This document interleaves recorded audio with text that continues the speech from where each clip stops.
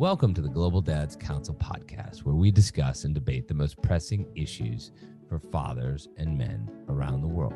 I'm Paul Sullivan, founder of the Company of Dads, coming to you from just outside of New York City. I'm Brian Tan, father of four wonderful kids from Singapore, and I helm the National Dads for Life fathering movement in Singapore, together with the Center for Fathering in Singapore. Hi, this is Rupesh Bhambwani. I'm the founder of Cool Dads Club, based out of Bombay, India. I'm a father of two kids. Hi, I'm Hanson. I am based in the UK, proud father to one soon-to-be 8-year-old, and the founder of Daddy Life. We're going to talk today about the concept of when you're a dad, literally being a dad. Now, obviously, once you become a father, you're a dad, 24/7 for the rest of your life. That's just the nature of being a dad. But there's certain spaces in which it seems still in 2022 to be more open about being a dad. And often work is not one of them. So I'm put the first question to Hanson. Hanson, what stops, men? What stops us from being a dad in the office, or even a dad in the remote office when we're working? What keeps us from being, our full self and being a dad among our colleagues? I think what you just said there at the end, our full self, is the critical phrase, in that we've done a lot of work with organizations around unlocking dads at work and unlocking some of those safe spaces around more productive workforces, happier workforces, just fundamentally better workplaces. Not just when it comes to dads, but working parents and carers as a whole. And I think the thing that's always interesting for me is in the UK, I don't know the proportions in the rest of the world, but in the UK, about 72% of our workforce are parents and carers. So it's a huge proportion in terms of GDP and economically. And that's why I think well-being and focusing on this group is becoming more prevalent. I think in the States, it's about 65%. It's not sort of far off.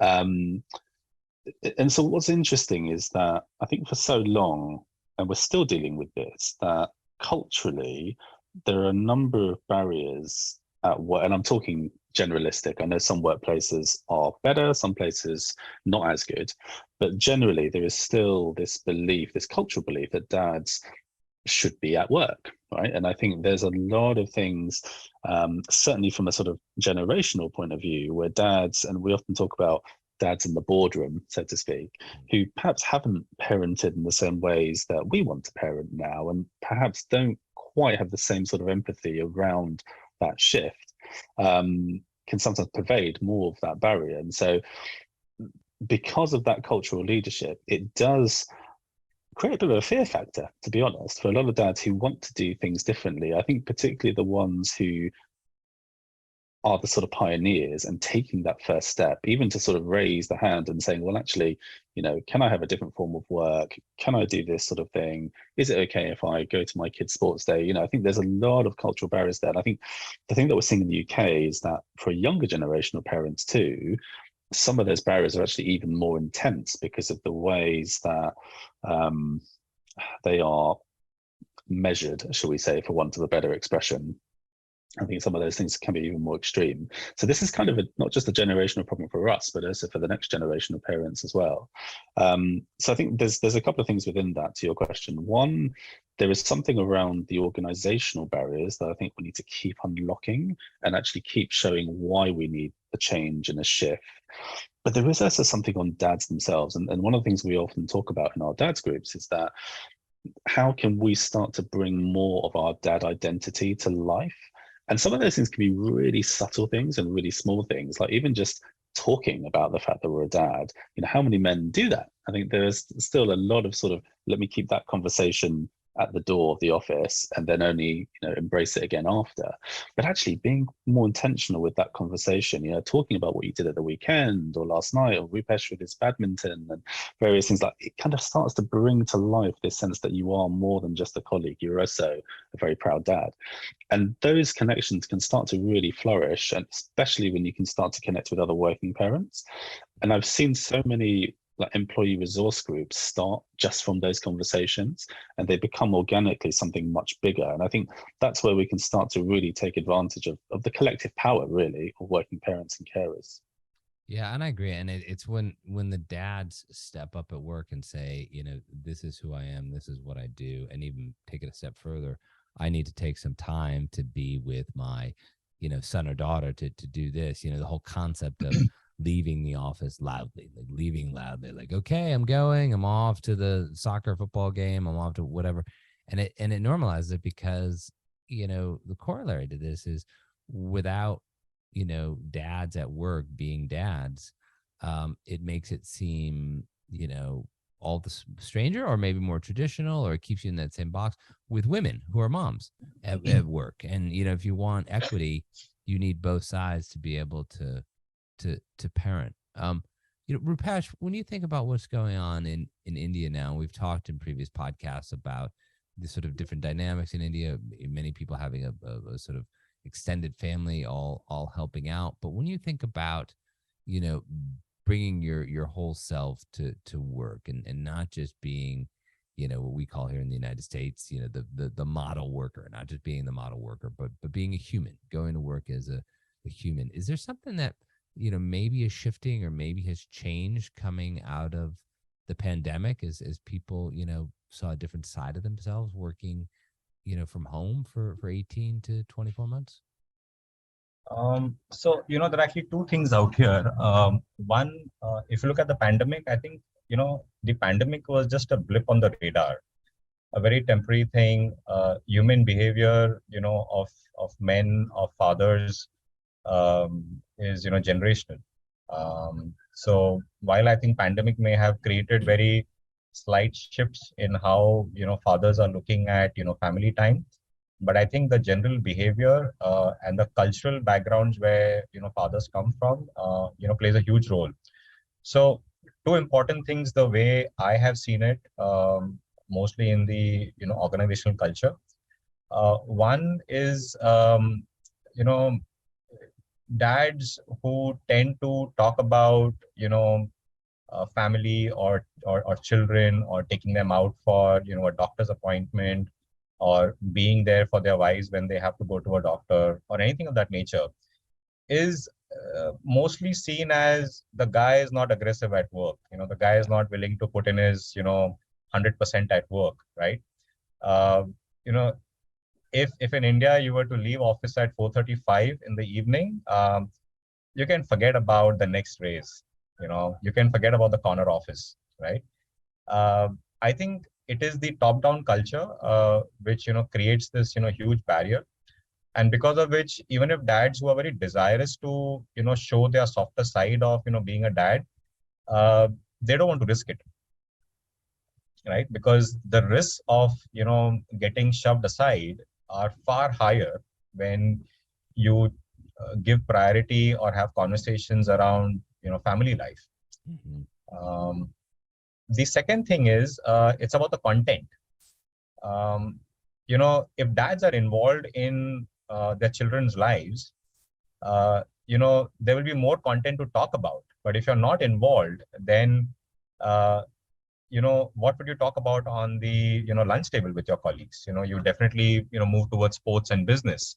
So I think it's both. Dads need to do a lot of work to get involved so that they're able to build the content and the conversations around it. And secondly, it has to be driven as a cultural mandate as well. That's a good point. And it's having something to talk about around that, and not just, it's easy to revert to, hey, did you see that game last night? It's, a lot, or to complain about your spouse. That's a typical thing in the United States. That's easy to revert to. There's a professor I did a podcast with over at the Company of Dads many, many months ago named Jamie Ladge, and she's a professor in Boston, Massachusetts in the US. And she talked about the penalty that men face for being parents. Now, it's well known, the marriage penalty that, women, the maternity and the marriage penalty that women face. But for men, when they raise their hand to say, I want to be a parent, as you said, Rupesh, it was seen as they were insufficiently committed to work. But I want to raise this other issue and put it out to Brian, and that is, you know, we're seeing here in the States that there are, you know, a number of people, a lot of people who had children like mine, one of mine who's right next to me here.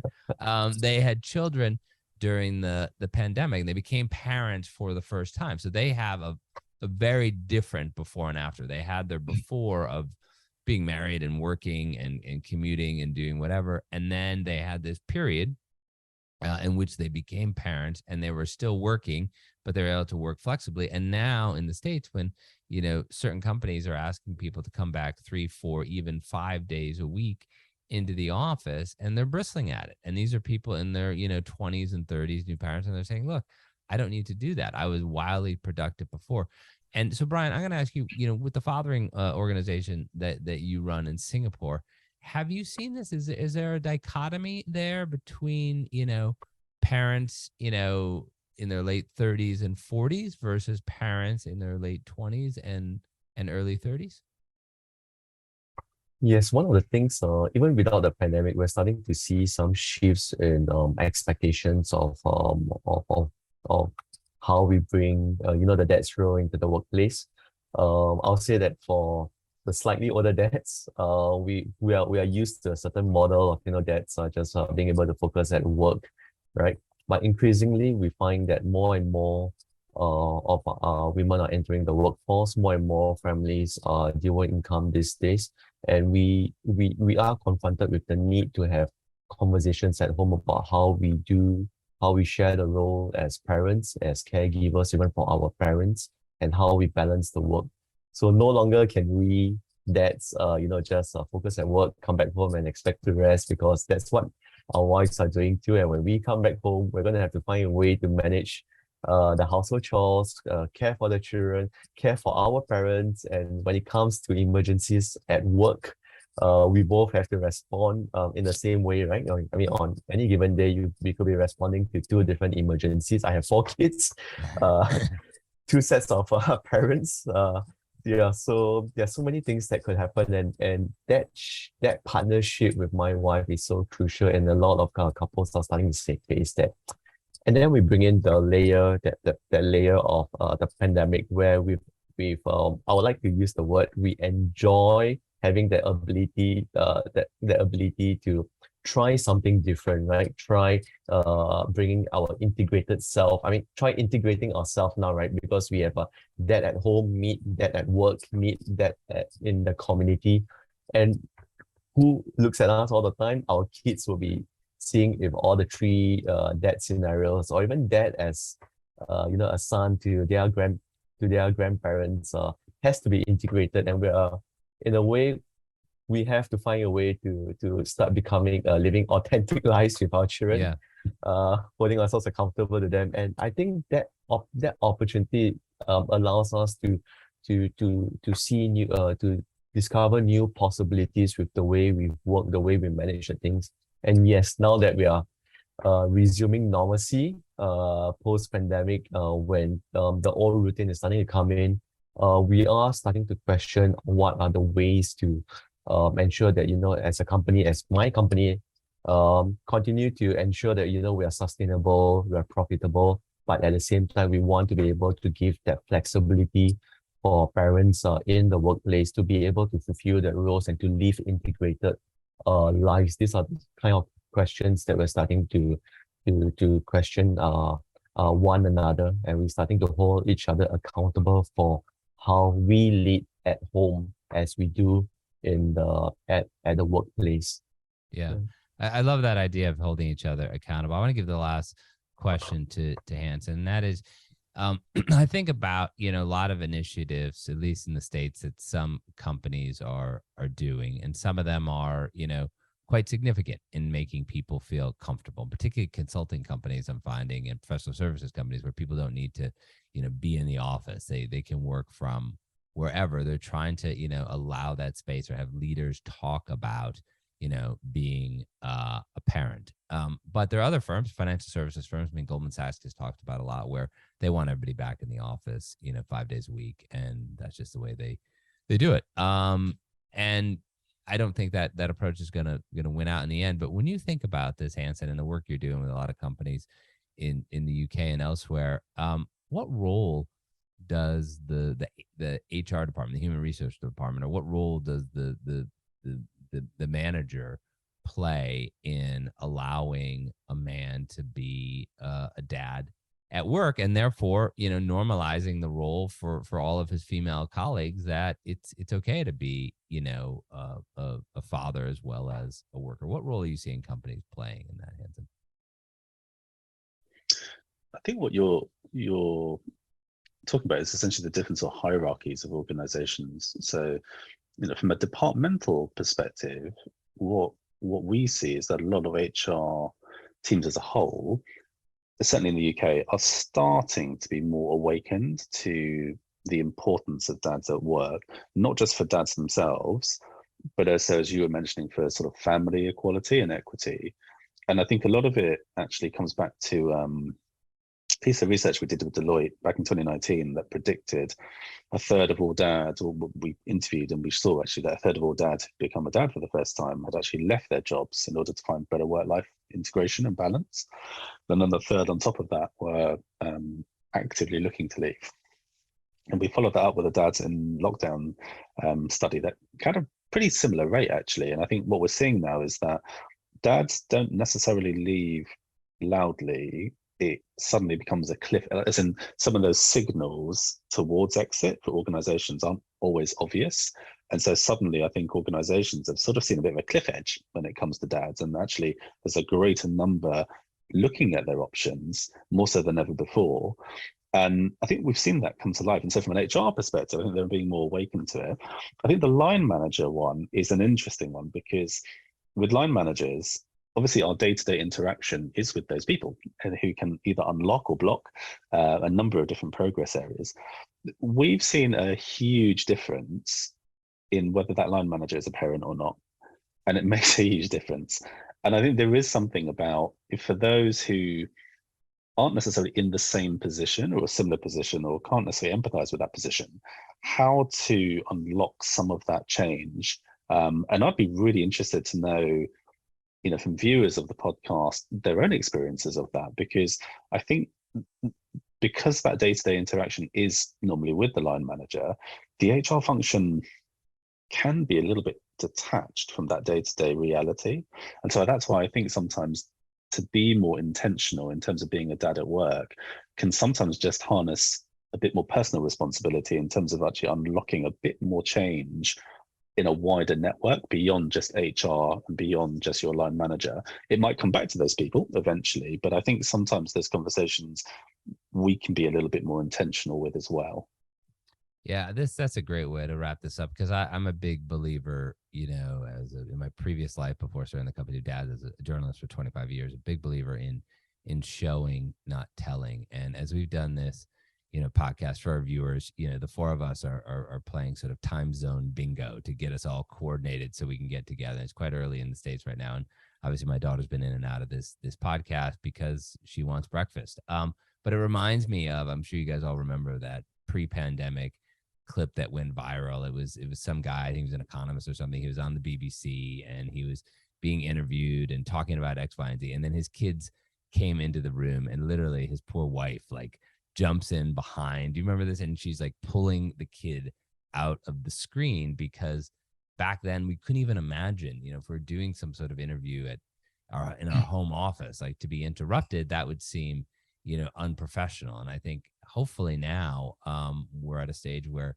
it's just sort of the reality of this, duality of working and living and parenting. And I don't know, I'm a hopeful guy. Thank you all for joining me again on the Global Dads podcast. As Hanson said, please come find us all on LinkedIn, where the four of us are quite active. We want your questions and we want you to inform future podcasts. Thank you so much.